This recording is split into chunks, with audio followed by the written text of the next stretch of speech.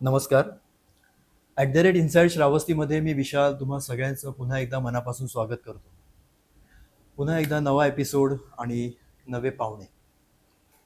आजचे आपल्यासोबतचे पाहुणे खूप वेगळे आहेत, कारण विषय हा आपल्या दैनंदिन जीवनाचा आहे, आपल्या जगण्याचा आहे, निसर्गाचा आहे, पर्यावरणाचा आहे आणि आपल्या श्वासाचा आहे. पर्यायाने झाडांचा आहे. आणि जेव्हा झाडांचा विषय येतो तेव्हा आपल्या परिसरामध्ये प्रामुख्याने सगळ्यात पहिला नाव पुढे येतं ते वृक्षमित्र श्री प्रकाश काका काळे. तुम्ही सगळेजण त्यांना वृक्षमित्र प्रकाश काळे म्हणून सगळे ओळखता. महाराष्ट्रामध्ये देखील ते खूप प्रचलित आहेत. त्यांनी अनेक पुस्तकं लिहिलेली आहेत वृक्ष संवर्धनाविषयी, लोकांमध्ये अवेअरनेस वाढवण्याविषयी. आज आपण त्यांच्याशी गप्पा मारणार आहोत आणि त्यांना अधिक जाणून घेणार आहोत आणि हा अवेअरनेस वाढवण्याचा प्रयत्न करणार आहोत. तर सुरुवात करूया आजच्या या पॉडकास्टला. ह्या सृष्टीचे वन आहेत, पर्वत आहेत, विशेष करून वनस्पती आहेत, जलाशय, ह्यांच्याबद्दल ते किती जागरूक होते पूर्वीच्या काळात. म्हणजे ऋषीमुनी, म्हणजे हजारो वर्षापूर्वी. तर हे वराह पुराणात, आपल्या जे 18 पुराणं आहेत, उपपुराणं आहेत भरपूर, त्या वराह पुराणातले हे सुभाषित मुद्दाम मी सांगतोय, मला वाचून दाखवतो की त्याने असं म्हटलं आहे की यावत भूमंडलात धत्ते ससैल वनकाननम तावत तिष्ठन्ति मेदिन्या संतती पुत्रपौत्री देहन्ते परमस्थानम यत् सूर्यरपि दुर्लभम प्राप्नोति पुरुषो नित्यम महामाया प्रसादता. म्हणजे काय, त्याने असं म्हटलं आहे, जो ह्या पृथ्वीवर वने, पर्वत आणि सरोवरे आहेत, तोपर्यंत तुम्ही आणि तुमची मुलं आणि त्यांच्या भावी पिढ्या सुखाने जगतील.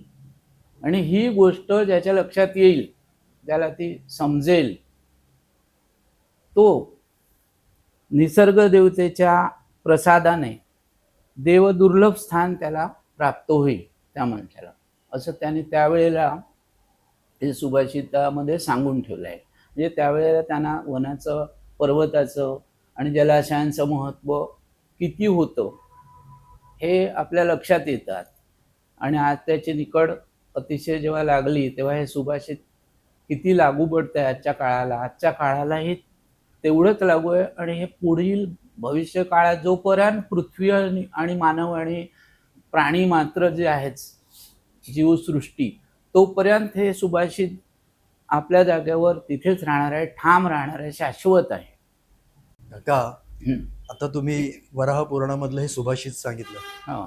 ऋषीमुनींनी त्या काळामध्ये ह्या सुभाषितामध्ये लोकांना हे सांगितलेलं आहे की तुम्ही, बरोबर. पण हे माझा पहिला प्रश्न तुम्हाला ह्याला जोडूनच आहे की लोकांना ही गोष्ट कळली आहे का? जल, जंगल, जमीन ह्या पूर्वीच्या एक साधारण 50 वर्षाच्या पूर्वीच्या काळात प्रत्येकाला ती कळलेलीच होती. आता त्याच्यामध्ये पर्सेंटेज येईल.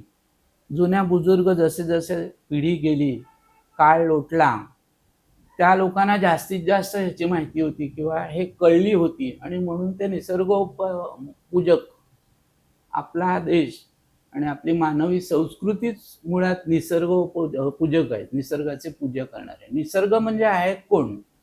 पशु, पक्षी, वनस्पती, सूर्य, चंद्र, या सगळ्याचे पूजक आहेत, होते आपण आणि आहोत मानवजात. परंतु हळूहळू परिस्थिती पालटत गेली. नवनवीन शिक्षण मिळू लागले, शोध लागत गेले. तसे मानवाला असं वाटत गेलं की आपण काहीतरी निसर्गावर विजय मिळवला पाहिजे किंवा निसर्गाच्या प्रवाहाच्या विरुद्ध दिशेला काही प्रमाणात माणसं चालायला लागली. आणि त्यावेळेपासून त्याला असं वाटायला लागलं की मी निसर्गावर कधी मात करू शकतो किंवा कशी करता येईल, याचा तो सारखा विचार करायला लागला. आणि मग तिथे द्विधा मनस्थिती निर्माण झाली. आणि मग नंतर सर्वसाधारण ह्या 50 वर्षातल्या पिढीला जंगल, वनस्पती, बायोडायव्हर्सिटी म्हणजे परिसंस्था, इतर पाणी, ह्या गोष्टींचं त्याला जागरूकता त्याच्याबद्दलची जाणीव कमी झाली थोड्या थोड्या प्रमाणात. काही लोकांना आहे, सगळ्यांनाच मी म्हणत नाही की नाही किंवा नाही असं, परंतु शेकडा 5-10% लोक सोडले की या धावपळीच्या युगात जिथे वेळेचीच किंमत आहे भरपूर, अशा युगात ह्या गोष्टींकडे त्याला लक्षच द्यायला वेळ मिळाला नाही. आणि त्याला हे लक्षात आलं नाही की अरे ह्याच्यावरच तर आपण जिवंत राहतोय, खरंय. ह्याच्याशिवाय आपलं जीवन शक्यच नाहीये, हे त्याच्या लक्षात आलं नाही. आपण शाळेत म्हणजे लहान असताना शाळेमध्ये पण आपण हे शिकलो की आपल्याला ऑक्सिजन कोण देतात? आपल्याला झाडं देतात. हो, बरोबर. म्हणजे कार्बन डायऑक्साईड ते घेतात आणि ऑक्सिजन सोडतात. सोडतंय. आणि माणूस हे आता उलट करायला लागलेला आहे. हो हो, बरोबर ना? त्याचे बरोबर. सगळे परिणाम आपण आता भोगतोय. बरोबर. मला ह्या सगळ्या मुद्द्यावरती जाण्याआधी सर्वप्रथम मला तुमच्याविषयी थोडंसं जाणून घ्यायचं आहे की तुम्ही म्हटलं की आता तो अवेअरनेससाठी तुम्ही प्रयत्न करतायत, पण तुम्ही एक वृक्षमित्र म्हणून कधीपासून सुरुवात केली? तुम्हाला असं कधी वाटलं की नाही आपण ह्याच्यासाठी काम केलं पाहिजे, की झाडांसाठी काम केलं पाहिजे, लोकांना सांगितलं पाहिजे, प्रदर्शनं भरवली पाहिजेत? ही सुरुवात तुम्ही कधीपासून केली? ही सुरुवात म्हटलं तसं तर आमची इथून सफाळ्यापासून 5 किलोमीटरवर जी शेती आहे, उचावली डोंगराच्या पलीकडे आपल्या सफाळ्या शेती असल्यामुळे तिथे त्यावेळी फक्त जंगल आणि वन्य प्राणी, मानव खूप कमी होते. दोन्ही गावात मिळून 100-1 माणसं राहत असते. त्यामुळे सारखा परिचय कोणाचा? तर वृक्षांचा. झाडं, पेडं, झुडपं, वेली, ताणे, बारीक बारीक सजीव, गोगलगाई, मुंगूस, मोठे म्हणजे प्राणी, अशा यांच्याशी माझा जास्त परिचय तिथे, कारण माणूस नव्हता तिथे. आमचं घर जंगलामध्ये अलोन एकटं होतं. आणि त्याच्याशी परिचय करण्यासारखं म्हणजे झाडं पेडं. आणखी तिकडचे त्यावेळेचे जे आदिवासी मित्र माझे जंगलात राहायचे, त्यावेळेच्या लोकांना काही झाडांची नावं होती माहिती, काही नव्हती. आणि त्यातले काही तज्ज्ञ होते, त्यांना बरीचशी माहिती होती, परंतु ते विशिष्ट झाडाचा फक्त एखादा उपयोग सांगत असत. एक 50 झाडं दिली ते 5 झाडांचा त्यातल्या हा उपयोग आहे, हे काय झाड तर हे उपयोग नाही असं ते म्हणत असत. कारण परंतु त्यांना माहिती होती चांगल्यापैकी काही झाडांची, तर त्यांच्याकडून मला ती सारखं कानावर येत होतं. मी जेव्हा जंगलात, आमची 28 गुरंढोरं होती, गाई वासरं गुरं सगळी, ती घेऊन जंगलात त्यांच्याबरोबर मी जेव्हा जायचो चारायला, तेव्हा मी त्यांना विचारायचो, हे काय रे, ते काय रे, ते काय. मी लहान होतो, ते सांगायचं, ते माझ्या पूर्ण लक्षात ठेवलं मी. आणखी जसा जसा वाढत गेलो आणि मी शिक्षण घेत गेलो, तसं तसं मला नवल वाटायला लागलं, अरे म्हणजे हे वनस्पती म्हणजे सगळं आहे. वनस्पती आणि प्राणी संस्था आहे, म्हणजे परिसंस्था, जी इतर प्राणी मात्र, ह्याच्यावरच तर आपलं अवलंबून आहे, अवलंबित्व आहे. मानव प्राणी पूर्वी नव्हताच, फक्त वनस्पती आणि प्राणी गुण्यागोविंदाने नांदत होते. त्या एकानंही असं म्हटलं नाही की चला एक झाड तोडू, पूर्ण खाऊन टाकू, असं नाही. त्यातले अंकुर खायचे, गवत खायचे, बाकी तसंच ठेवायचं. आणि इतर प्राणी असं कधी करत नसत की वाघाला भूक लागली म्हणून एखादी गाय वगैरे बकरी मारून खाल्ली आणि त्याला आवडली म्हणून त्याने 10 गायी पुन्हा मारून आणून आपल्या ह्याच्यामध्ये गुहेमध्ये ठेवल्या, असा तोही अतिरेकी वागत नव्हता. अतिरेकी नाही, ते एकमेकाला समजून घेऊन, जीवो जीवस्य जीवनम ही साखळी आहे निसर्गाची. एक जीव दुसऱ्या जीवाला खाऊन जगतो, परंतु वनस्पती ही सगळ्या जीवांनाही उपयोग आहे आणि सगळ्या परिसंस्थेला आणि मानवाला सगळ्यांनाच उपयुक्त काय आहे तर वनस्पती पासूनच हे बनलेलं आहे. तुमचं दूध म्हणाल, हे तुमचंच म्हणजे दुकान आहे, दूध विकता, काय दूध आलं कुठून? गायीनी म्हशीनी झाड पाड चारा काय खाल्ला, त्या चाऱ्यातून उत्पन्न होतं ना. कुठचीही गोष्ट घ्या, ही वनस्पतीजन्यच आहे. भाजीपाला घ्या, बटाटे घ्या, कांदे घ्या, हे सुद्धाच आहे. अशी आपल्या प्रभागामध्ये अशा किती प्रकारच्या वनस्पती तुम्हाला आढळून आल्या? नाही, आपल्या प्रभागामध्ये भरपूर वनस्पतीमध्ये प्रकार आहेत. एक मोठे वृक्ष, आपलं हे जंगल आहे, पानझडी वृक्षांचं जंगल आहे. आणि या जंगलाचा विनाश ब्रिटिश लोकांनी हे केलं. पूर्वी इथे घनदाट अरण्य होतच. हे जे आहे हे रामजो नाशिकच्या दंडकारण्यात होता, तेव्हा मारीच म्हणून जो होता मामा, ते ह्याला मारीच वन असं नाव आहे या जंगलाला. एवढं घनदाट अरण्य आहे. किती मोठा हा पट्टा जवळजवळ म्हणजे? 200-300 किलोमीटरचा परिसर जो आहे अच्छा. नाशिकपासून आहे सगळं मारीच वन आहे. रावणाच्या मामाचं वन आहे. त्यावेळेला भयानक राक्षसी लोक इथे राहत होते. आणखी मोठे मोठे प्राणी हत्ती गेंड्यापासून सगळे राहत होते इथे. इतकं घनदाट अरण्य आहे हे आपलं, दाट अरण्य एकदम. तर असं अरण्य असताना ते हळूहळू हळूहळू तुटत गेलं. तुम्ही आता जेव्हा हा अभ्यास करायला सुरुवात केली तेव्हा तुम्ही असं किती वनस्पतींचं हां, तर तुम्हाला मला माहिती मिळाली? मला थोडंसं कौतुक येतं आणि मग नंतर मी शिकत गेलो. त्याच्यामुळे असं म्हटलेलं आहे की अमंत्रम अक्षरम नास्ति नास्ति मूलम न औषधम अयोग्य पुरुषो नास्ति योजकच तत्र दुर्लभा. म्हणजे कोणताही शब्द जो आपण म्हणतो तो मंत्राशिवाय नाही आहे. पण तो कोणी म्हटला, कधी म्हटला, कसा म्हटला ह्याच्यावर त्याचं छोडो भारत असं म्हटलं त्यांनी, ज्या माणसाने, गांधीजींनी असेल कोणी असेल, तेव्हा स्वराज्य हा माझा जन्मसिद्ध अधिकार आहे, तो मी वापरणार असं म्हटलेलं आहे. ते टिळकांनी म्हटल्यामुळे त्याला हे आलेलं आहे. म्हणजे तो एक मंत्र झाला भारताचा. वंदे मातरम हा आता मंत्र झाला भारताचा.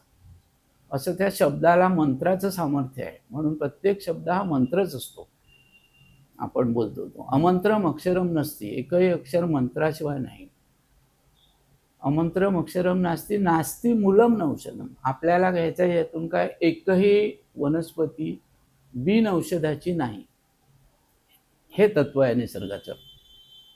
तर त्या हिशोबाने प्रत्येक झाड हे औषधीच आहे. जेव्हा तुम्ही प्रचंड महावृक्ष म्हणता, झुडपी वृक्ष म्हणता, वेलताणे म्हणता, छोटी रोपं म्हणता आणि अगदी जमिनी बरोबर वाढणारी अशी वनस्पतीचं वर्गीकरण खूप मोठं आहे. खूप वनस्पतीचं वर्गीकरण हे कॅन्डोल या शास्त्रज्ञांनी टेक्सॉनॉमी केली.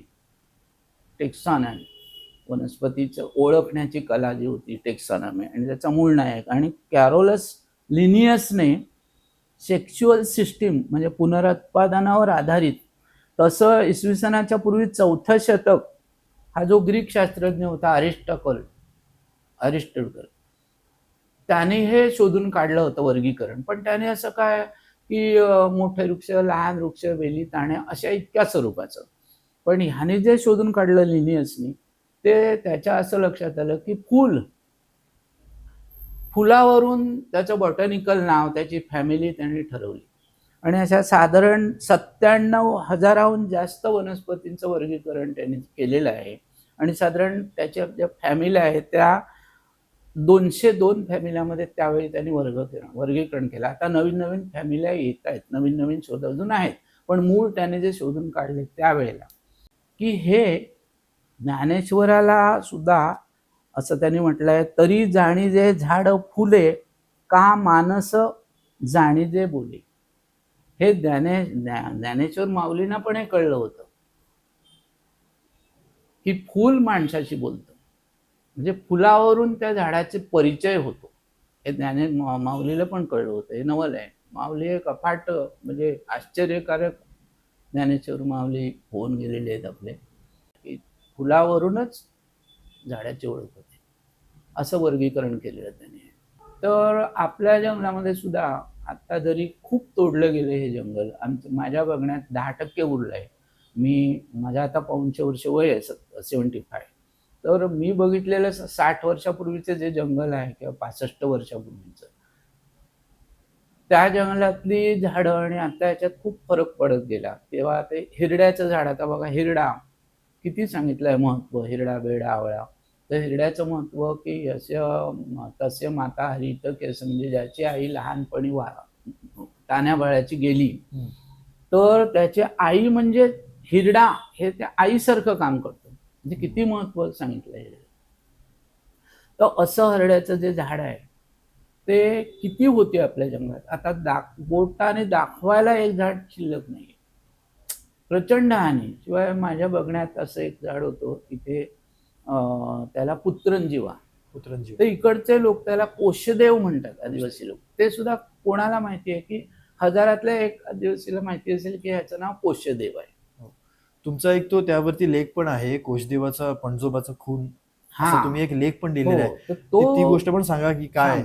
तर तो जो होता पुत्रजीवाचं झाड हे तांदवाडीची किल्ल्याच्या मध्य भागात कमरेवड्यावरती गेल्यावर प्रचंड महावृक्ष होता. त्याचे मी फोटोही काढले होते, सगळं काढले आणि ते बघायला मी नेहमी जायचो.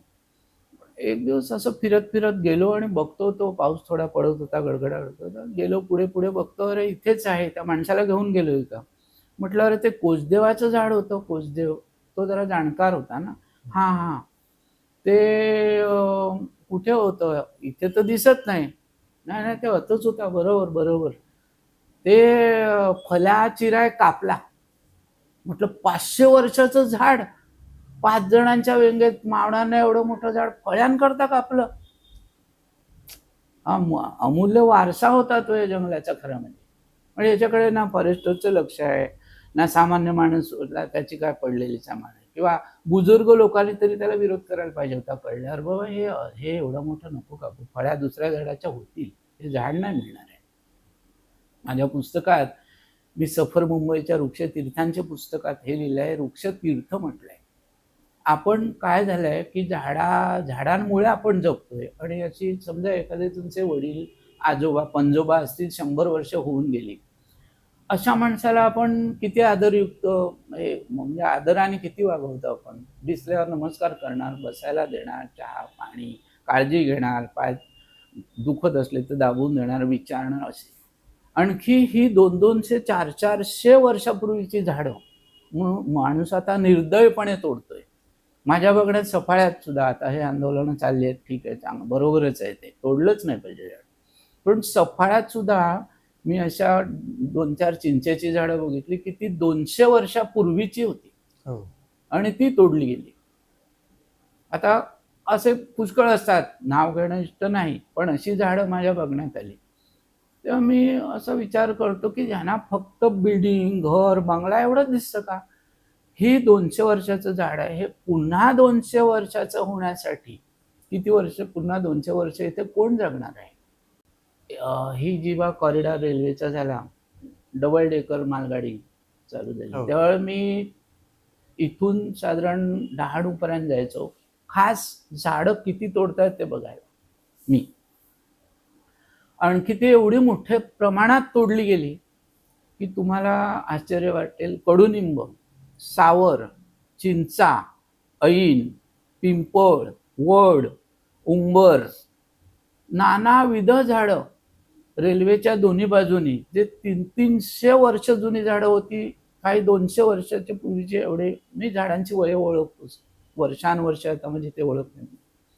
ती झाडं निर्दयपणे त्यांनी कशासाठी, रेल्वेचे ट्रॅक वाढवायचे, तशीच रस्ते वाढवायचे. अरे पण तुम्ही जी झाडं तोडली आहेत ती हर प्रयत्न करून जगत नाहीयेत. तुम्हाला ब्रिटिश गेल्यापासून भारतात हे जंगल लावतायत. किती जंगल वाढलं. सफाळ्याच्या फॉरेस्टरनी लावलेली लाखो झाडं असतील माझ्या पुढे, दरवर्षी वृक्षारोपण करतात.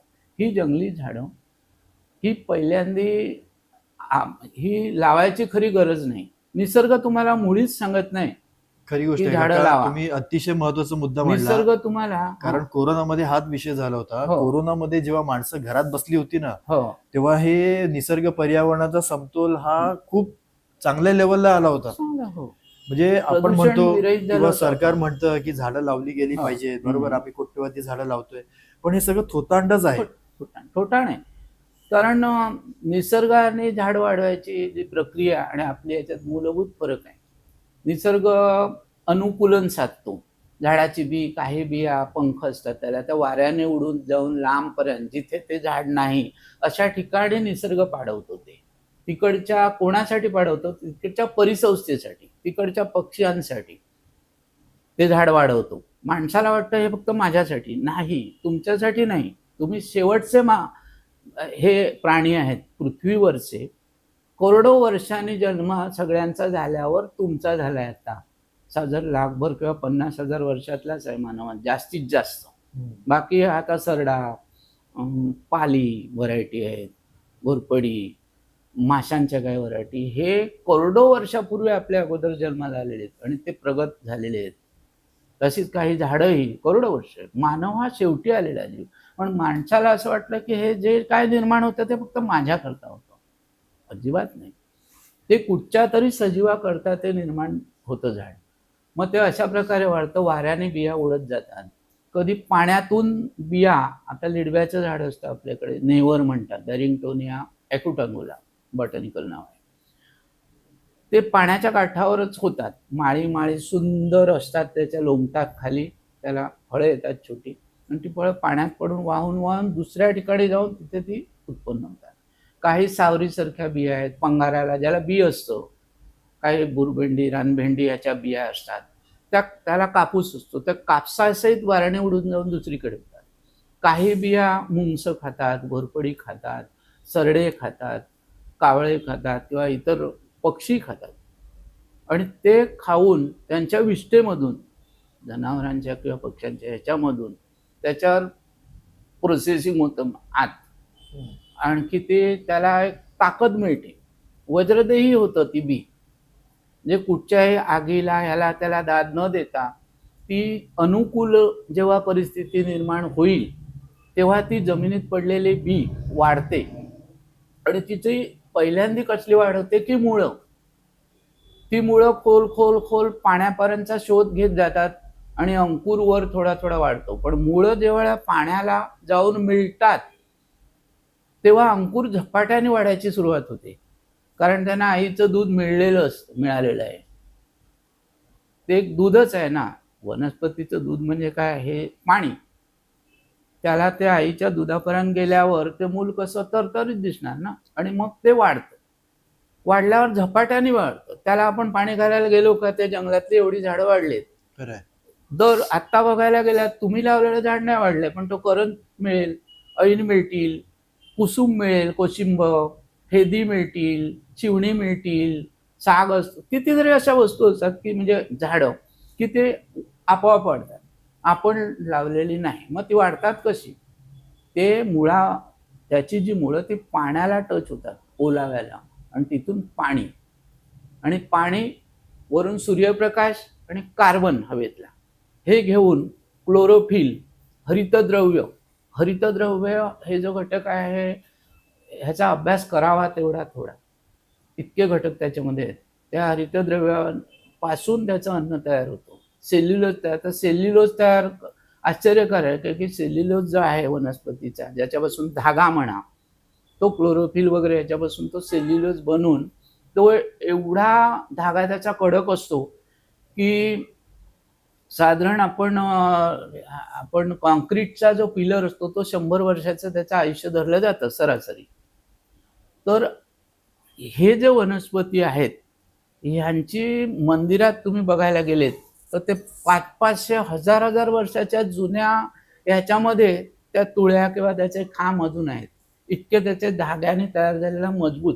म्हणजे वनस्पती ही माणसाने तयार केलेल्या गोष्टीपेक्षा किती मजबूत आहे विचार करा. ती क्लोरोफिलमुळे, ते क्लोरोफिल अन्नद्रव्यामुळे, हरितद्रव्यामुळे वनस्पती इतकी मजबूत स्वतः. तर हे वनस्पती स्वतःचं अन्न स्वतः बनवतं, स्वतः सगळं करतं. आणखी मग अंकुर, आणि अंकुर झपाट्याने मग तुम्ही वर जाऊन कितीतरी वेळा तोडलं तरी ते पुन्हा पुन्हा फुटतं, कारण त्याला आईचं दूध म्हणजे तयार आहे ना खाली. आणखी माणसाचं उलट आहे. माणूस एवढी पिशवी घेतो, त्यात माती भरतो, त्याच्यात ते बी टाकतो. बी टाकल्यावर ते मूळ पिशवीपर्यंत टेकलं की थोडा अंकुर फुटतो, तो वाढत वाढत वाढत जातो. मातीतला कसबीज सगळा संपला की तो मरतुकडा होतो, आणि मुळं त्याची गोल गोल गोल तिथेच फिरत राहतात, कारण खाली जाऊन अन्न ग्रहण किंवा पाणी घ्यायला त्यांच्याकडे जागा नाही. 2 दिवस पाणी नाही घातलं ती पिशवी मरून जाते, आणि मग ती आपण लावली की ती मूळ त्याच्या खाली जाऊन सरळ, त्याला पाण्यापर्यंत जायला वाव नाही, त्यामुळे झाडं मरतात. अका आपल्या सफाळ्याच्या घाटामध्ये अजान हा वृक्ष आहे, आणि तो तुम्ही शोधून काढला. तो तुम्हाला कसा कळला, तुम्ही कसा शोधून काढला, आयडेंटिफाय कसा केला, हा एक प्रश्न आहे. आणि अजान हा इतका दुर्मिळ वृक्ष आहे, तो आपल्या सफाळ्यामध्ये कसा म्हणजे तो रुजला, इतका मोठा झाला, आणि तो अजूनही अजानची अशी वृक्ष आपल्या परिसरात असू शकतात का, तुम्हाला काय वाटतं? हा, तुमचा प्रश्न बरोबर आहे. पण अजान हा ह्या भागात जरी दुर्मिळ असला तरी मराठवाड्यात काही ठिकाणी अजान वृक्ष आहेत, भरपूर असतात, असं काय हे नाही आहे. त्याची वेगवेगळी नावंही आहेत अजानची. एरेसिया म्हणून ते त्याचं लिव्हिस असं बॉटॅनिकल नाव आहे. आणि अजानचं वैशिष्ट्य की जे ज्ञानेश्वराच्या समाधीजवळ आळंदीला जी त्याने काठी सुक्की काष्ट पुरलं आणि त्याला पालवी फुटली अजान वृक्षाला. म्हणजे ती अच्छा. जिवंत समाधी, संजीवन समाधी आहे म्हणून त्याला पालवी फुटली. तर असं म्हटलं जातं की जे नाथपंथी आहेत, नवनाथ, हम्म. त्यांचा जो भक्त असेल त्या भक्ताची साधारण जिथे तो समाधी घेतो अशा ठिकाणी रुजतो, असं नाथपंथीयांचं म्हणणं असतं, म्हणजे आहे. अच्छा. तर आपण काय ते खणायला जात नाही तिथे कोणाची समाधी वगैरे, परंतु तो अजान आहे. माझा अभ्यास आहे, म्हणजे जन्मझाडांचा अभ्यास करूनच मी गेलाय. मला अभ्यासाची खूप आवड, झाडांचं पाठलाग करणं. एखादं झाड ओळखलं नाही तर तिथे उतरणं एसटीतून किंवा याच्यातून, तिथे अर्ध्या रस्त्यात किंवा घनघोर अरण्यात सुद्धा कंडक्टरला सांगणार मला इथे उतरवून टाकतो, म्हणणार अरे इथे घनदाट अरण्य आहे, इथे वाघ येतो, येऊन दे वाघ, मला उतरवून टाक, मला हे झाड बघायचं आहे, तुम्ही निघून जा, मी आलं वाहन तर येईल, नाही तर चालत येईल. आणि उतरून त्याचा शोध घेतो, फळं फुलं काय खाली पडलंय की ते बघतो. तर मला अशी आवड, त्याप्रमाणे मी बघत बघत आता या घाटातून इथून जो मी नेतो, मित्तल कॉलेज किंवा पोद्दार कॉलेज अशी जी मुलं येतात त्यांचे टीचर्स येतात शिकवायला बॉटनी सब्जेक्टमध्ये, म्हणजे BSc हे बॉटनी किंवा MSc बॉटनी किंवा PhD करण्यासाठी MDच्या मुली येतात, आयुर्वेदिक, अशा मुलं मुली सगळे 70-70 वर्ष त्यांचे टीचर. तर त्यांना असं वेली ताणे याची माहिती देत देत देत असताना मला तो, आणि नेहमी सुद्धा रस्ता माझा तोच होता लहानपणापासून, तर मला ते संशयाशीत वाटलं. आणि मग त्याचा शोध घेता घेता मला ते अजान आहे याची खात्री पटली. परंतु मी मुंबईला बरीचशी एक्झिबिशन बघायला जेव्हा जायचो तेव्हा तिकडे डॉक्टर मार्सिलिस अल्मेडा साहेब, की ज्यांच्या हाताखाली शेकडो मुलांनी PhD केल्या, आता ते वारले बरेच, आता वयस 93 वर्षीच वारलेत ते, बरेच वर्ष आता, म्हणजे आता असते तर 100 वर्ष पालटून गेले.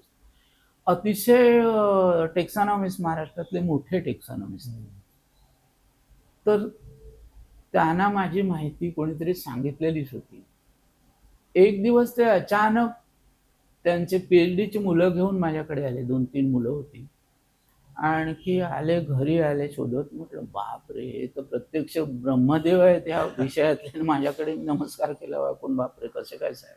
नाही नाही, तुमची मला माहिती आहे, तुमच्याकडे ही झाडं ठेवली आहेत तुम्ही. माझ्याकडे तेव्हा वेळी 350 प्रकारची झाडं मी बघायला ठेवली होती, आणि ते बरेचसे लोक येऊन ते बघून जात.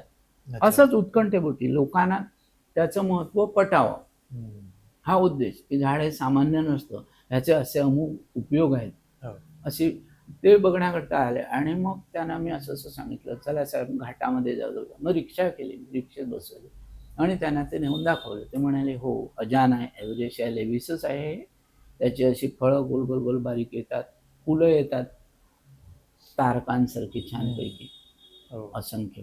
आणि त्याचं 100% खात्री केली, म्हणजे कन्फर्म केलं मी. आणि मग मी ठरवलं की हे अजान आहे. आणि म्हणजे ते आल्यामुळे मला समजलं, कारण त्यांचा शब्द म्हणजे लास्टचा शब्द, त्याने 7, म्हणजे फ्लोराच्या 7 व्हॅल्यूम आहेत त्यांचे, फ्लोरा ऑफ महाराष्ट्र, बापरे मोठे मोठे.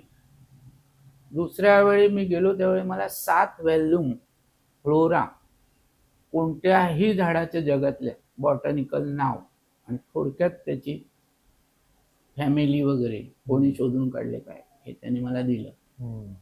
आणि त्याच्यावरून मग मी प्रचंड अभ्यास केला झाडांचा. आणि त्याच्या अगोदर, ही साधारण कधीची गोष्ट आहे, किती वर्षापूर्वी? ही साधारण 20 वर्ष तरी होऊन गेली. 20 वर्ष होऊन गेली. मग हे प्रदर्शन वगैरे तुम्ही भरवायला कधीपासून सुरुवात केली, झाडांचं प्रदर्शन? प्रदर्शन म्हणजे असं झालं की मी बऱ्याच मुंबईत नोकऱ्या केल्या, खूप नोकऱ्या केल्या, झाडं वगैरे मुंबईत बघत होतो, पण नोकऱ्या माझा पिंड नाही म्हणा, येणे केणे प्रकारानं. मग मी सफाळ्यात आलो आणि ते मी म्हणजे छोटीशी नर्सरी चालू केली, पण ती शोची नर्सरी, शो प्लांट आणि काही औषधी झाडं पण, एस्पॅरिगस. तर नर्सरी चालू केली आणि त्याची विक्री मुंबईलाच व्हायची, म्हणजे मुंबईतल्या नर्सऱ्यांना मी द्यायचो, आणि खताचा धंदा, हे दोन्ही एकत्र केलं. आता खत टाकून झाल्यावर मी, झाडं टाकून झाल्यावर मी फिरायचो. त्यावेळी मुंबईला एक्झिबिशन लागायची भरपूर, VJTI कॉलेज, शिवाजी पार्क, राणीची बाग, किंवा मरीन लाईन्स, किंवा गोरेगावचं जवाहर हे आहे ना नगर, अशी वेगवेगळ्या ठिकाणी, आणि एक्झिबिशन चांगले लागायचे. तर ते बघता बघता म्हटलं नास्तिमूलम औषधम, आयुर्वेदाचं माझं चांगलं वाचन होतंच. तर आयुर्वेदाचा एक मोठा संच, माझ्याकडे 1918 सालापासूनची पुस्तकं आयुर्वेदाची आहेत. तो संचच्या संच त्यांनी बांधून बाड ठेवलं होतं एका माणसाने, आणि तो आमच्या नात्यातला एक वृद्ध म्हणून. मी एक दिवस झाला, अरे प्रकाश, तुला हे फार उपयोग आहे, तू झाडाचा चांगला अभ्यास करतोय, घे. आणि त्याच्यावर लिहिलं होतं CV काळे यांनी त्या देवधर नावाच्या गृहस्थाला दिलं होतं. ते श्रीराम मिलमध्ये कामाला होतं. अच्छा. वृद्ध त्यावेळेला त्यांनी माझ्या असंच्या असं उचलून, आणि मग मला घबाड सापडतो जसा तुटून पडलो त्यावर. त्यावेळेचं लिखाण, आयुर्वेदाची एवढी मोठी पुस्तकं मिळाली त्यावेळेच्या लेखकांची मोठं, आणि रात्रंदिवस झपाटल्यासारखा अभ्यास करत सुटलो मी. आणि मग मला कळला की आयुर्वेदाचा मुख्य आधार वनस्पती आहे. तसं खनिज आणि प्राणीज. आयुर्वेद हा फक्त वनस्पतीजन्य औषधापासून नाही. 40% वनस्पतीजन्य, 30% खनिज आणि 30% प्राणीज औषध असतात त्याच्यात. त्याच्यापासून 100% आयुर्वेदिक औषध तयार होतं. काही औषधं असतात ते फक्त 2 गोष्टीपासून, काही एकच गोष्टीपासून असं. परंतु वनस्पती हा त्यातला प्रमुख घटक आहे. हे प्रदर्शन साधारण तुम्ही किती केली आतापर्यंत? आणि मग ते प्रदर्शन मी जेव्हा बघितलं, शंकरदयाळ शर्मा राज्यपाल होते आणि VJTI कॉलेजला प्रदर्शन होतं, ते ठेवत होते प्रधान साहेब म्हणून. मोठं अरेंजमेंट असायची, आणि तिथे भव्य प्रदर्शन, 4-5 फक्त वनस्पतीची म्हणजे झाडं असायची औषधी, आणि भव्य प्रदर्शन वनस्पतीचे, असं लिहायचे औषधी वनस्पती. मला असायला यायचं, कारण हे सुभाष, प्रत्येक झाड औषधीने मोठं मोठं, हे काय प्रोपगंडा. मी त्यांना दरवर्षी लिहून जायचो की 100 झाडं तरी ठेवा आणि त्याचे उपयोग लिहा.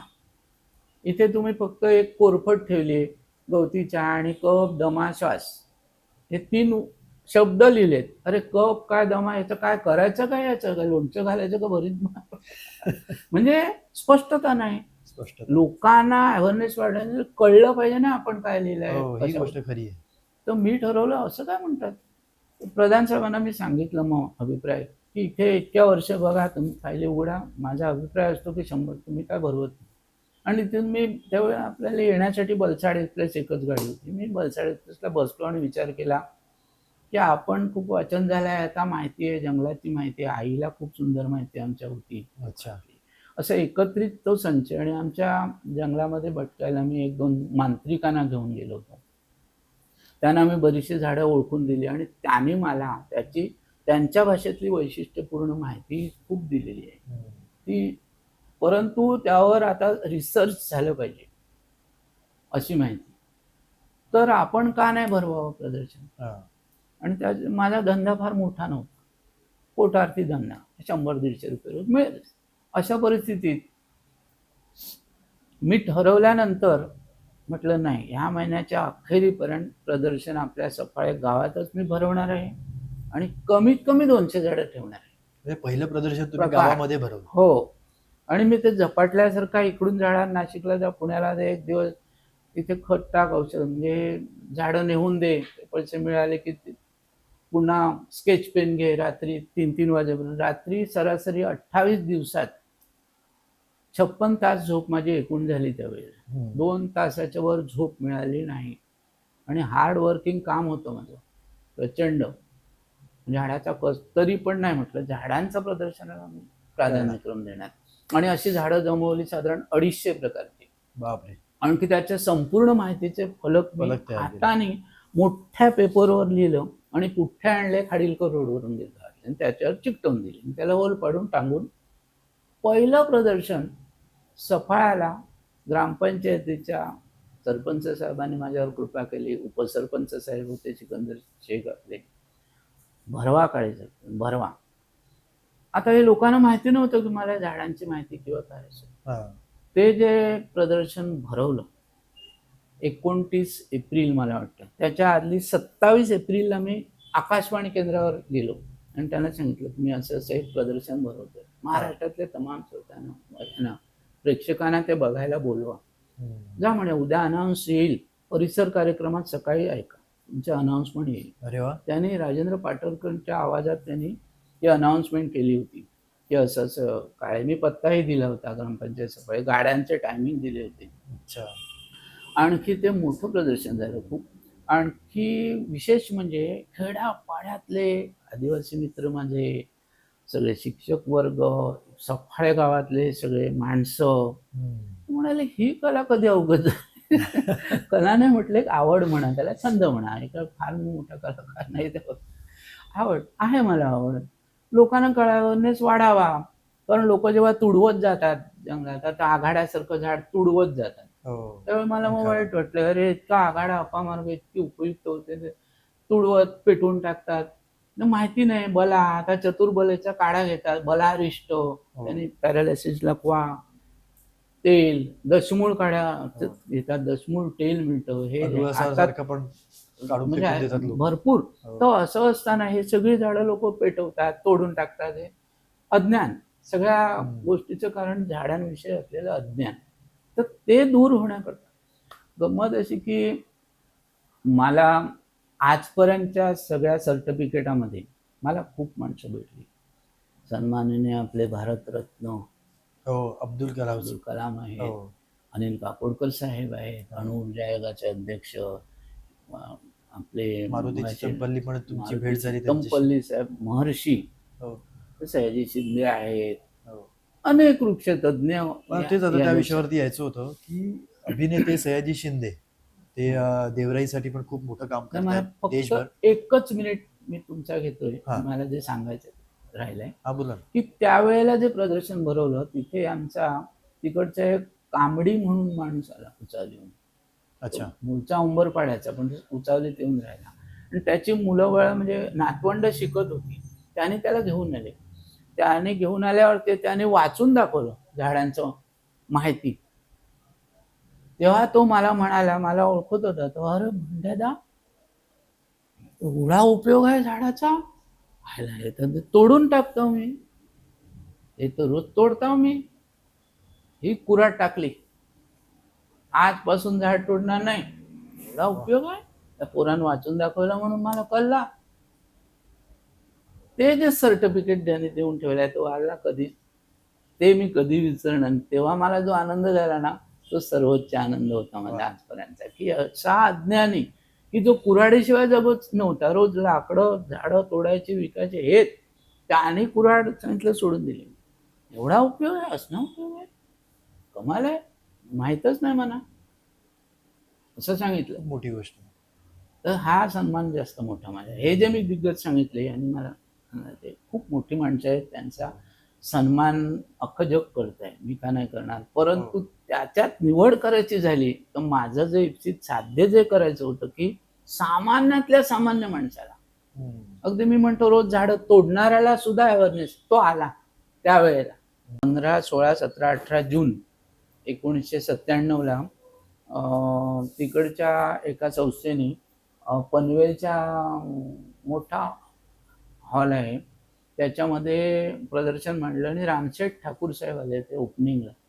त्यावेळेचं मोठं प्रस्ताव होतं. रामशेठ ठाकूर आताही मोठे, त्यांचा मुलगा प्रशांत ठाकूर आता आमदार साहेब आहेत तिकडचे. रामशेठ ठाकूर प्रचंड आवड असणारे झाडांची, मोठं व्यक्तिमत्व, त्यांच्या हस्ते उद्घाटन झालं. त्यांनाही ते खूप आवडलं. असंख्य म्हणजे दूध पापेश्वर सारख्या कंपनीचे सगळी सेल मॅनेजर पासून सगळी माणसं ते बघून गेली. शिवाय अलिबाग येणाऱ्या रत्नागिरी बस आली, उतरले. संजीवन मित्रमंडळाचं प्रदर्शन होतं ते मोठं, आणि हॉलही मोठा होता. पनवेल सारखी मध्यवर्ती सिटी, येणारे जाणारे चालूच असायचे 4 दिवस.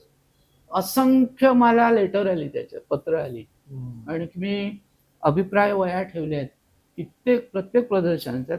असंख्य डॉक्टरांचे अभिप्राय आहेत, वनस्पती शास्त्रज्ञांचे आहेत. असे अभिप्राय की ते म्हणाले आमच्या बघण्यात असं कधीच एवढं असं आलं नाही की हे जमा कशी केली तुम्ही माहिती, झाडं आणली कुठून, असं नंतर प्रदर्शन भरवलं हितेंद्रप्पा साहेब. हितेंद्रप्पांचा एक गुण सगळ्यांनी घ्यावा, विरार. कसा घ्यावा. एकदा त्यांना पटलं की हा माणूस काय बोलतोय ते खरं आहे, तथ्य आहे त्याच्यात, आणि हा त्यातलं बाबा करू शकतो ही गोष्ट. मी गेलो, त्यांना असं असं विषय दाखवला. ते म्हणाले बसा.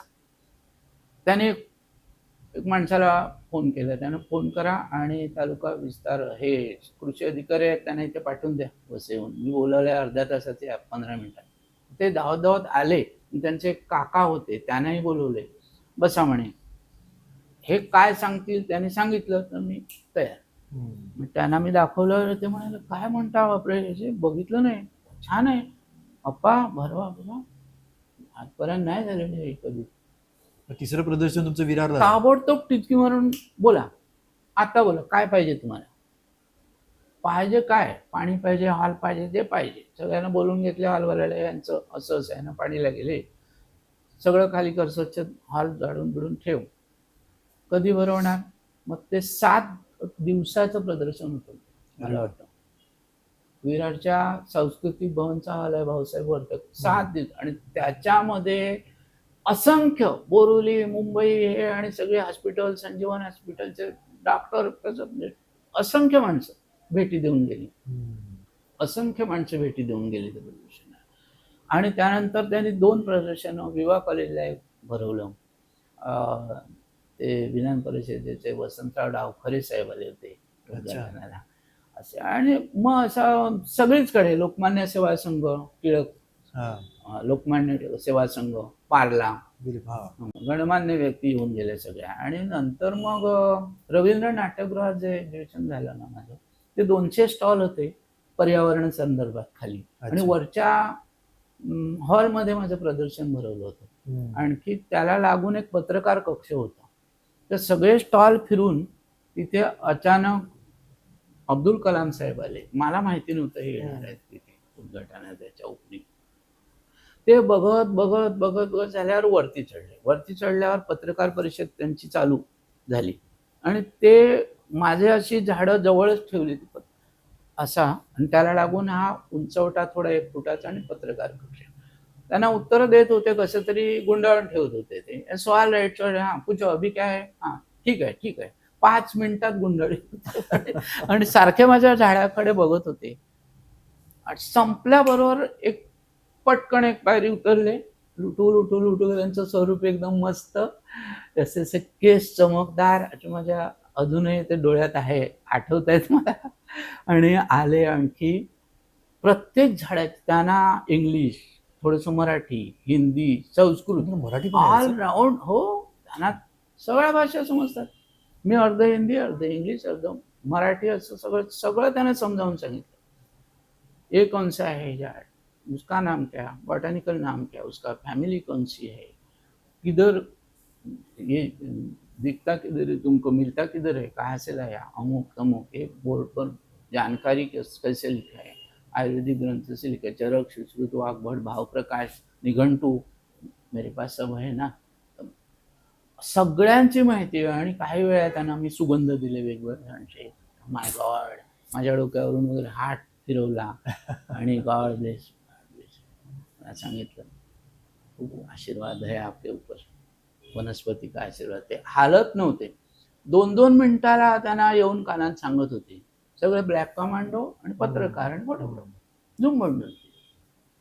अजून आहेत माझ्याकडे फोटो. आठवण झाली तर चिरचिरी येते, बापरे एवढा मोठा दिग्गज माणूस.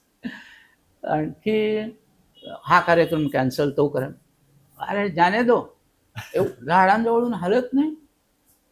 त्याने एवढं आवड होती. ते तुंबाचं अणुकेंद्र हे बनलं तिथे, प्रक्षेपण म्हणजे सोडणारं, अण्वस्त्र सोडणारं.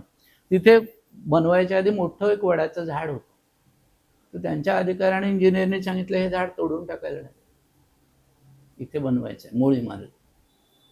ते म्हणाले नाही, अण्वस्त्र माझ्यासारखे 1000 माणसं येतील, 1000 बनवतील, विध्वंसक काय उपयोग होणार नाही त्या अण्वस्त्रांचा. झाड महत्वाचं आहे. झाडामुळे सगळं आहे जग, तोडणे का नाही.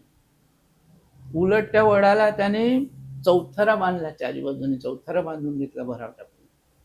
इतकं झाडांचं हे जाणणारा माणूस होता तो. म्हणजे चौरस म्हणजे आत्मीयता झाडांविषयी.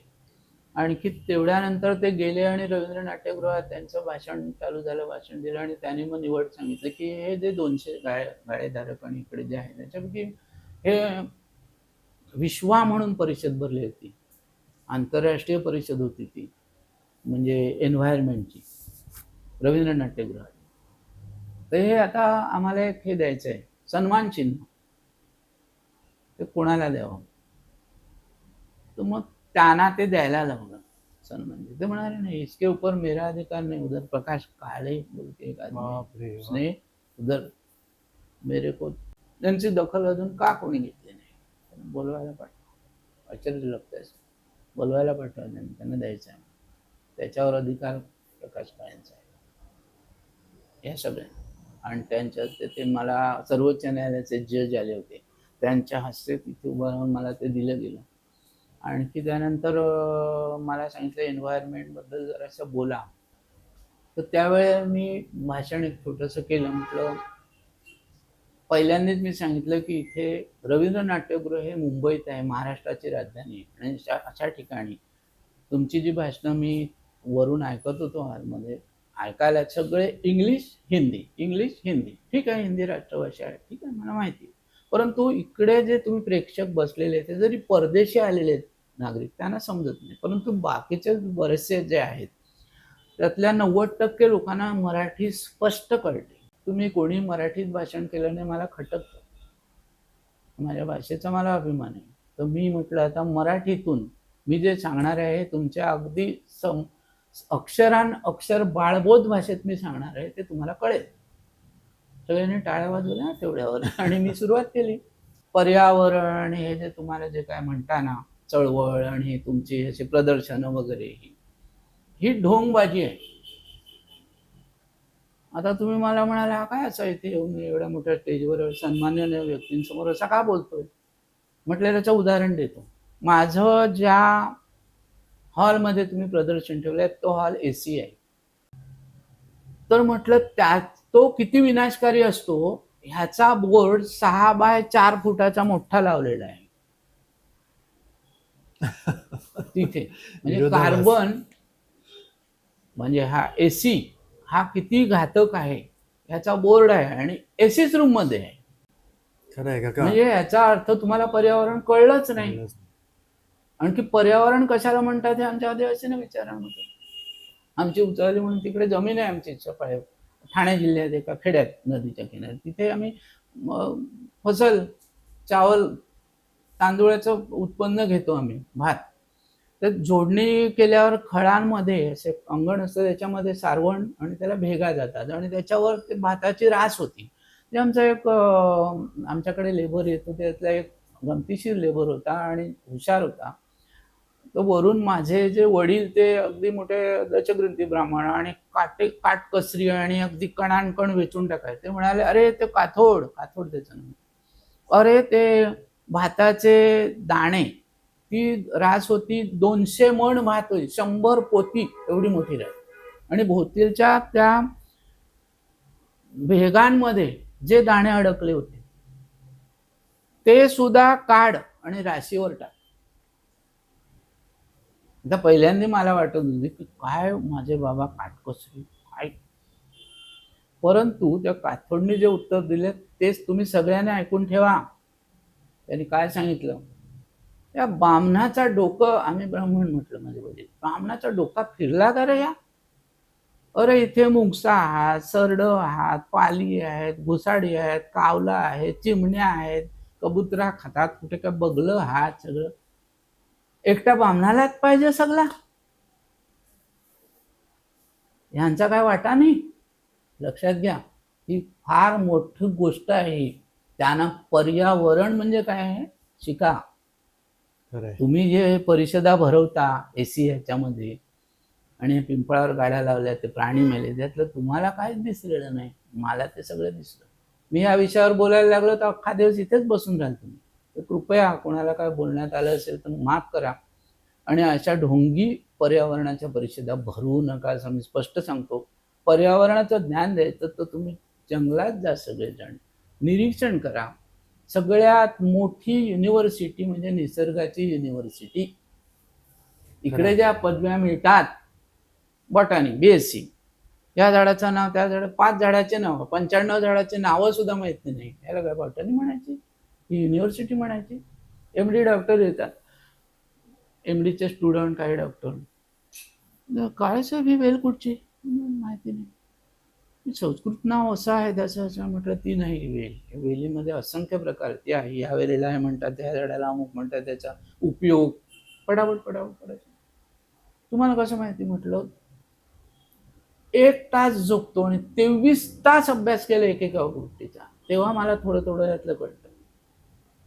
असा आदरी छंद जाई तुटोनिया भवबंध. तुम्हाला छंद धरायचा तर नुसता छंद म्हणून नाही, त्याचा अभ्यास करा भरपूर, म्हणजे हे तुम्ही बोलू शकाल जे काय. ह्याच्याकडे मी बघून म्हणत नाहीये, मी का बोलतो ते प्रचंड, म्हणजे माझी जी आयुष्य आहे त्यातलं सगळं जवळजवळ 70 वर्ष आयुष्य सांगितलं तरी त्यातच घालवलं. तर असे एक्झिबिशन माझे, भिवंडीला झालं, रत्नागिरीला झालं, मराठा हॉलमध्ये मोठं मराठा मैदान आहे ते, 2-4 दिवस. बोईसरला झाली 2 प्रदर्शनं, अनिल काकोडकर साहेब आले होते. बोर्डीला झालं, तिथे काकोड साहेब सगळ्या यांची फौज घेऊनच आले होते, शास्त्रज्ञांची मोठे मोठे. देवधर म्हणून मराठी विज्ञान परिषदेचे शास्त्रज्ञ होते मुख्य, ते सगळे आले होते. त्याने एक एक झाड बघत त्याची माहिती वाचत गेली. आणि मग मी त्यांना सांगितलं की परदेशी झाडं किती वाईट आहेत. परदेशी जी झाडं आणली ती अतिशय परिसंस्थेला घातक आहेत. आता रानमोडी म्हणून बघा तुम्ही, पांढऱ्या फुलांचा सगळीकडे जंगलभर भारतभर आहे, पार्थेरियम. तण आहे तो अर्जेंटिनातला, तिथे ते खाणारी परिसंस्था नाश करणारे, इथे त्याला खाणारं नाही म्हणून ते वाढलं. ते आपल्या देशातलं झाड नाही. सुबाबूळ आहे, ती कुबाबूळ आहे. 1 वर्षाचं झाड 2 फूट होणार, त्याच्या 200 शेंगा येणार, 500 बी पडणार, आणि 2 वर्षात 200 झाडं तयार होणार, आणि 10 फूट 15 फूट उंच होणार.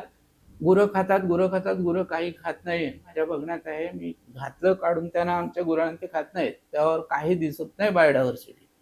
ही जी झाडं झालीत रेन ट्री, रेन म्हणजे काय की त्याच्यावर एक सूक्ष्म जीव असतो, त्याची विष्ठा पडत असते आणि ती आपल्याला पावसासारखी वाटते, म्हणून त्याचं नाव दिलं आहे रेन ट्री. ती रेन नाही, त्या छोट्या ह्याची विष्ठा आहे ती खरी, पण ते प्रचंड विस्तार होतो बुंदा. आणि त्या झाडाचा विस्तार म्हणजे 2000 स्क्वेअर फूट, 4000 स्क्वेअर फूट व्यापून खालची जागा टाकतो. त्या ठिकाणी एकही दुसरं झाड रुजत नाही, कारण त्याच्यात क्षार असते. त्याची जी पानं पडतात ती पानं खाऊन नाश करणारे, त्याचा म्हणजे पचवणारे, आणि मातीत रूपांतर करायला आपल्याकडे नाही कोण, कारण ते आपल्या बायोडायव्हर्सिटीला ते पचत नाही, ते खाणारी नाही. त्यामुळे आपली जी बायोडायव्हर्सिटी आहे ती उपाशी राहते. आणि ही कोणी आणली झाडं, तर फॉरेस्ट डिपार्टमेंटने. ब्रिटिशांनी जी तोडून जंगलं नेली तेव्हा जंगलं भकास पडली, 47 साली गेले निघून. आणि नंतर जी ह्याने सुरुवात केली परदेशी झाडं, ऑस्ट्रेलियन बाबूळ आहे किंवा हे जे आहेत, किंवा निलगिरी आहे, राक्षसासारखं जमिनीतलं पाणी खाणारी जात निलगिरीची, तेल काढण्याकरता. अरे पण ती आपली झाडं लावा ना, हे मी सगळं त्यांना सांगत होते. म्हणाले नाही काळेसाहेब, तुम्ही म्हणता ते बाकी ठीक आहे. तुम्ही आता अनेक झाडांचा उल्लेख केला, हां खूप चांगली माहिती पण मिळाली. हां आज अशी काही झाडं आहेत की जी खरं तर इकडे लावली गेली नाही पाहिजे, ती झाडं खुद्द वन खातं लावतं, याच्यासारखी दुर्दैवाची बाब नाही. बरोबर आहे, बरोबर. अगदी 100%. बरोबर. तुम्ही आता आपण एकूणच ह्या पॉडकास्टमध्ये आपण संपूर्ण, आता आपण शेवटाकडे आलोत का खरं तर पॉडकास्टच्या, काकांसोबत वृक्ष आणि वनस्पती या विषयावरती बोलायला खरं तर एक पॉडकास्ट काफी नाहीये. ह्याच्यावरती आपल्याला दुसरा एपिसोड देखील करायचा आहे. या दुसऱ्या एपिसोडमध्ये आपल्याला अनेक गोष्टी त्यांच्याकडून जाणून घ्यायच्या आहेत. आपण आता शेवटाकडे आहोत. संपूर्ण पॉडकास्टमध्ये एक गोष्ट प्रामुख्याने अशी समोर येते की सगळ्या बाजूनी प्रयत्न होणं खूप गरजेचं आहे. म्हणजे ही बायोडायव्हर्सिटी, ही जी परिसंस्था आहे, ही खूप, त्याचा असमतोल सगळा होत चाललेला आहे, सगळं ढासळत चाललेलं आहे. आपण अनेकदा पाहतो की वृक्ष संवर्धन झालं पाहिजे, याच्यासाठी शाळांमधून रॅली निघतात, बॅनर घेऊन फिरतात लोक, किंवा सरकारकडून घोषणा होते की अमुक 1 कोटी आम्ही झाडं इथे लावणार आहोत. पण प्रत्यक्षामध्ये ती झाडं लावली जातात का, किंवा अशा रॅली वगैरे काढून त्याच्यातून खरं खरं जागृती होते का, हा खरं तर खूप मोठा प्रश्न आहे, संशोधनाचा विषय झालेला आहे. प्रत्यक्षामध्ये ग्राउंड लेवलवरती काम होताना दिसत नाही. पण ह्याच्यातून प्रामुख्याने मुद्दा काकांनी जो मांडला तो महत्वाचा आहे की वृक्ष लागवड हे खरं खरं थोतांडच आहे. जंगल जे शाबूत आहे त्या जंगलामध्ये माणसाचं काही एक योगदान नाही, काही एक काम नाही. माणसाला जंगलापासून लांबच ठेवा. जंगल हे आपोआपच रुजतं, वाढतं, आपोआप 5 वाढतं. वर्ष जंगलात पाय ठेवू नका, जंगल भरपूरच आत शिरू शकणार नाही असं जंगल वाढेल, तुफान वाढेल खरी गोष्ट आहे.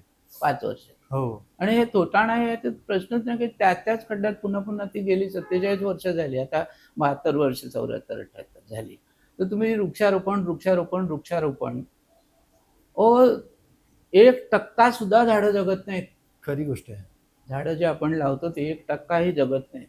जगत नाही आणि कधी कधी जगूही दिली जात नाही. आणि दुसरी गोष्ट की शहरपट्टीला आता जी झाडं आता काय झालंय, अति मुख्य आता तुम्ही सगळ्याचं मतदारांनी कारण विचारा की आताच्या ग्लोबल वॉर्मिंग हे का झालं.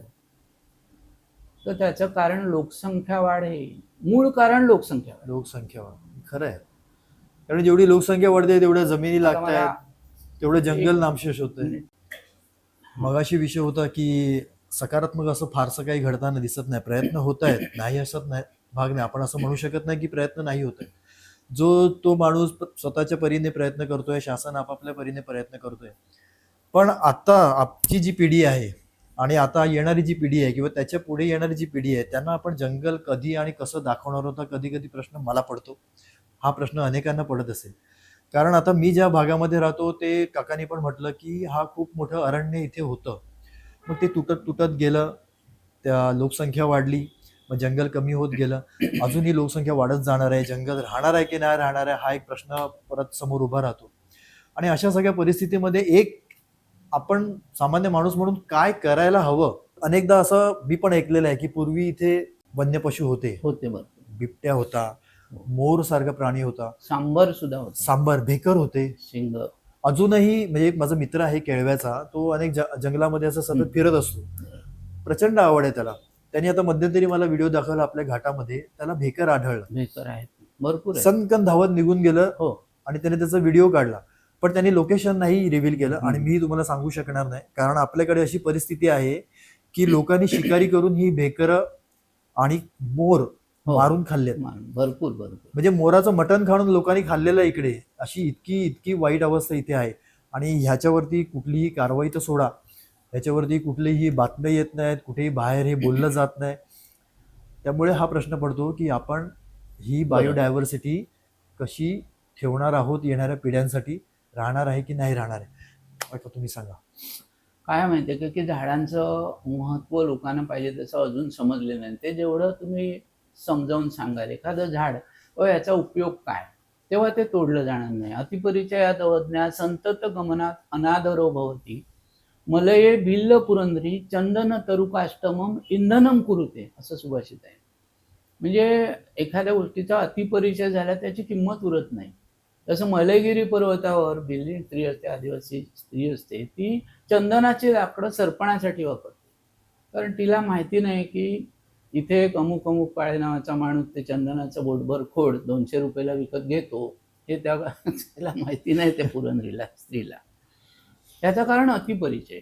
तर आपल्याकडे जर पश्चिम घाट आहे तर लोकांना वाटतं खूप जंगल आहे खूप, परंतु तुम्हाला जर सांगितलं अमुक झाड आम्हाला नेऊन दाखवतो, ते नाही. हे जंगल आहे तर 30 झाडं एकदा तोडून 10 तोडून वाढलेली पुन्हा पुन्हा अशी झाडं उरलेली आहेत. आणखी काही ठिकाणी आहे अरण्य, वाडा तालुक्यात आहे किंवा रत्नागिरीच्या पश्चिम पूर्व भागात किंवा सिंधुदुर्गच्या अशा आहे. पश्चिम घाटात आपल्याकडे जंगल थोडंफार आहे त्या मानाने. मराठवाडा किंवा विदर्भ म्हणा, विदर्भात आहे, गडचिरोली भंडारा वगैरे इकडे आहे, पण इतर जिल्ह्यामध्ये वर्धा अमरावती इकडे कमी आहे. म्हणजे मी महाराष्ट्र इथून काढलाय, फिरलेलं आहे भरपूर म्हणून. तर गंमत काय होते की महत्व ते कळल्याशिवाय ते झाड ते वाचणार नाही. तर आता दुसरी गोष्ट की तुम्ही म्हणता की आता लोकसंख्या वाढ हा महत्वाचं. सगळ्यात मी मूळ जे कारण सांगतोय ते लोकसंख्या वाढ. पूर्वी जंगल, पृथ्वीवर सगळं जंगलच होतं. मग आधी मानव निर्माण झाला, गुंफेत राहायला लागला. मग हळूहळू तो कच्चेच काय मिळेल ते खायचा, मांस बीस. मग अग्नीचा शोध लागला, हत्याराचा शोध लागला. हळूहळू मग त्याने कंपनी एकत्र राहायला लागले. एकत्र राहिल्यावर जमिनी तोडून, झाडं तोडून जमीन केली. त्याच्यात मग काय तेच बी वाढवलं त्याने. मग हायब्रिड करून ते आता आपल्याला नवीन नवीन भातं, हे सगळी प्रजाती नवीन नवीन झाली. आणि मग आता अशी परिस्थिती निर्माण झाली की जंगलं अशी तुटत गेली आणि जमिनी वाढत गेल्या आणि नंतर मानव वाढत गेला. म्हणजे साधारण 1804 साली 60 कोटी लोक या पृथ्वीवर राहत होते फक्त. आणि जसं जसे शोध लागत गेले, जशा जमिनी कसायला लागले, पिकं काढायला लागले, सुखवस्तू माणूस झाला, तशी लोकसंख्या प्रचंड वाढत गेली. आज ती 850 कोटी होत आली आता पृथ्वीची लोकसंख्या. अच्छा. आणि दुसरी गोष्ट की पृथ्वीची लोकसंख्या जेव्हा म्हणतो ना, भारत, चीन, पाकिस्तान, बांगलादेश ह्या फक्त आशियातल्या 4 देशांची लोकसंख्या पृथ्वीवरच्या एकूण लोकसंख्येच्या 50% आहे. हे जे 3 देश आहेत हे लोकसंख्येच्या बाबतीत धोकादायक, उंटाच्या पाठीवरची गवताची शेवटची काडी आहे. ह्याच्यापेक्षा लोकसंख्या वाढ झाली की त्याला अन्नाला आता सुद्धा हा निसर्ग देतोय, पाऊस व्यवस्थित पडतोय. हा जर 50% पाऊस कमी पडला एक वर्षी चुकून, निसर्गाच्या मनात काय आलं नाही, वादळ होतात हे होतात ते सोडा, पण मूळ अवर्षणच झालं तर 140-150 कोटी लोकांना अन्नधान्य कुठून पुरवणार हे लक्षात घ्या. आणि अत्यंत मोठा धोका निर्माण झालाय. आज 5 किलो रेशन फुकट मिळत आहे सोडा, पण अशी परिस्थिती येईल केव्हा जेव्हा कुठचाही देश आपल्याला अन्न पुरवू शकणार नाही. आणि पाणी तर नाहीच नाही. हे गंभीर प्रश्न आहे लोकसंख्या वाढ. तुम्हाला आज जरी ती भारताची लोकसंख्या मोठी म्हणून जगात चमकतोय, पण अशी परिस्थिती ज्यावेळी येईल की निसर्ग तुमची ज्यावेळी वर्षी 7 सोडेल त्या वर्षी तुमचं मग कठीण आहे जगताना. तेव्हा लोकसंख्येवर मानव हा पृथ्वीवर काहीही देत नाही, घाण टाकतो फक्त. पण इतर सगळ्याच परिसंस्था आहेत ज्या, हे प्राणी मात्र, ते पृथ्वीला काही ना काहीतरी देतात. की ही पृथ्वी फक्त माणसाची नाही आहे, तर ही झाडं, वनस्पती, वन्य पशु पक्षी सगळ्यांची आहे. हा समतोल आहे ना, हा माणसाने खरं तर बिघडवलेला आहे. आणि तो माणूसच सुधारू शकतो कदाचित जर नियंत्रण त्यांनी स्वतःवरती ठेवलं, त्याच्या वागण्यामध्ये, त्याच्या वावरण्यामध्ये, या सगळ्या गोष्टीमध्ये जर त्यांनी नियंत्रण आणलं. आणि ही सुरुवात सगळी आपण आपल्यापासूनच जर केली तर कदाचित हे बदल होऊ शकतो. बदल हा यासाठी आपण सगळे प्रयत्न करूया. आज काकांनी आकडेवारी सहित बऱ्याच गोष्टी आपल्या समोर मांडल्या, अनेक विषय अतिशय पोटतिडकीने मांडले. आणि या पॉडकास्टच्या माध्यमातून आपला हाच हेतू होता की एक थोडंसं ह्या विषयावरती एक वैचारिक गप्पा मंथन आणि होईल ही अपेक्षा होती. हा पॉडकास्ट तुम्हाला कसा वाटला हे आम्हाला नक्की कळवा, कमेंट करून सांगा, जास्तीत जास्त शेअर करा. कारण काकांनी मांडलेले हे विषय या पॉडकास्ट पुरता मर्यादित न राहता ते लोकांपर्यंत पोहोचलेही पाहिजेत, ते रुजले पाहिजेत, इथल्या तरुणांमध्ये, इथल्या लहान मुलांमध्ये रुजले पाहिजेत, शाळांमध्ये रुजले पाहिजेत, पालकांमध्ये रुजले पाहिजेत. कारण पालक, शाळा ह्यांनी जर याच्यासाठी पुढाकार घेतला तर ते येणाऱ्या पिढीला नक्कीच चांगली पिढी एक घडवण्यासाठी उपयुक्त ठरेल. एक प्रयत्न आमचा हा या माध्यमातून आम्ही केला. तुम्हाला कसा वाटला हे आम्हाला निश्चित सांगा. @इनसाइड श्रावस्तीमध्ये आज आम्ही इथेच थांबतोय. मी काकांचे खूप खूप मनापासून धन्यवाद मानतो की त्यांनी वेळ काढून या पॉडकास्टला ते आले. शांती पर्वात म्हटलेलं आहे महाभारताच्या, आणि शास्त्रज्ञांनी सिद्ध केलेल्या या गोष्टी आहे की झाडांना सगळं असतं आपल्यासारखं, पण वेगळ्या स्वरूपात असल्यामुळे माणसाला त्याची ओळख नाही. आणि माणसाला हे माहिती नाही की एक झाड आपल्याला, आपण जो मूळ श्वास घेतोय ना, हा मूळ तुम्ही जो श्वासोश्वास म्हणून जो म्हणता ऑक्सिजन आपल्याला, तर आपल्याला जेव्हा हे कोरोना झाला तेव्हा जी बॉटल आली ऑक्सिजनची नळकांडी, त्याची किंमत तुम्हाला थोडक्यात सांगतो की तुम्ही साधारण एक माणूस 18 वेळा श्वास घेतो मिनिटाला, आणि दिवसाला किती होतात बघा तुम्ही. दिवसाला 24 तासात 21,000 वेळा श्वास घेतो. वेळेअभावी आपण थांबतोय. ही ह्या ज्या गप्पा या थांबणार नाही आहेत. पुढच्या एपिसोडमध्ये आम्ही तुमच्या सोबत परत काकांसोबत येणार आहोत. तोपर्यंत पाहत राहा @इनसाइड श्रावस्ती. धन्यवाद. नमस्कार. झाडं जगवा, झाडं वाढवा, झाडांवर प्रेम करा, झाडालाच देव माना. जो देतो तो देव ना. मग पाणी देतो, अन्न देतो, हवा देतो, तोच देव ना. झाड देवच आहे. मी तर बाबा झाडाचीच पूजा करतोय. नमस्कार सर्व श्रोतांना, नमस्कार.